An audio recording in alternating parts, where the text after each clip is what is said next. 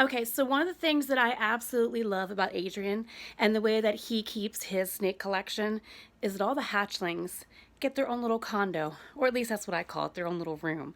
So we're going to look at the hatchling room. This is where all the babies come from that we sell at the shows. Okay, so over here we have some of the baby balls. These are the water dishes you can see in there, and we do keep them on paper towel as far as substrate up here just because it's easier and quicker to clean.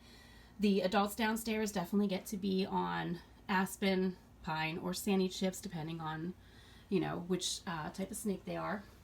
So over here we have all the little hoggies and all of their little tiny condos, their little bedrooms.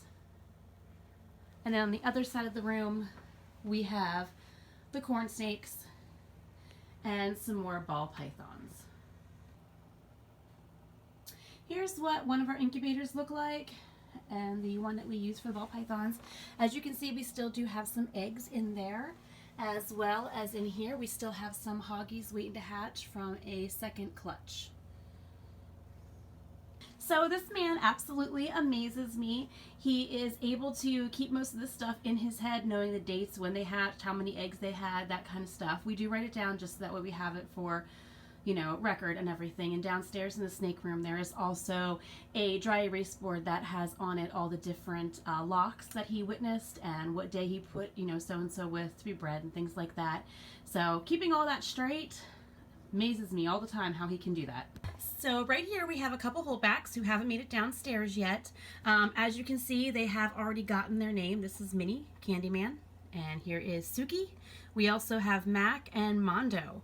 Randomness on how the names get selected, just basically first thing that pops into your mind.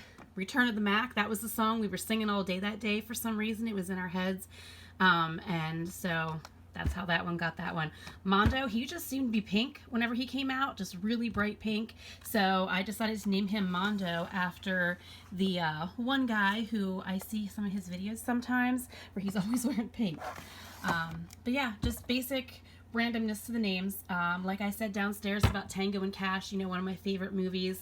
Bacardi and Coke, one of my favorite drinks. So that's kind of how it ends up being, with everybody's names and stuff. And once they start eating really good and everything, we'll get them downstairs and get them into their, adolescent little condo, and then eventually, hopefully, into their adult condo. We'll stay for hopefully many, many years. Here we go. We can see a little bit of pinkness there on Mondo. Hey guys, I want you to meet Tigger. Tigger just moved from our hatchling room down into the holdback adult room downstairs, and she is excited about her new bin, excited to be part of the collection, and hopefully excited to be bred in about 2 years. Just look at her pattern. She has a gorgeous, gorgeous pattern. Hey, I want to take you for a minute to introduce you to Bella. Look at Bella. She is a super. Look at her beautiful, beautiful super head. Hi, Bella. Welcome to the adult room where you will now be housed for the next couple years of your life. Are you excited? I see how excited you are. I don't have food for you, honey. I'm sorry. Tomorrow's feeding day. This is the board I was talking about where he writes down all the different locks of who is with who, just so we can keep track of, part of the breeding process. Again, most of that stuff is in his brain, and I have absolutely no idea how he memorizes all of this. So yeah, that's pretty much, what the hatchling room looks like and how we keep track of a lot of the stuff throughout the breeding process.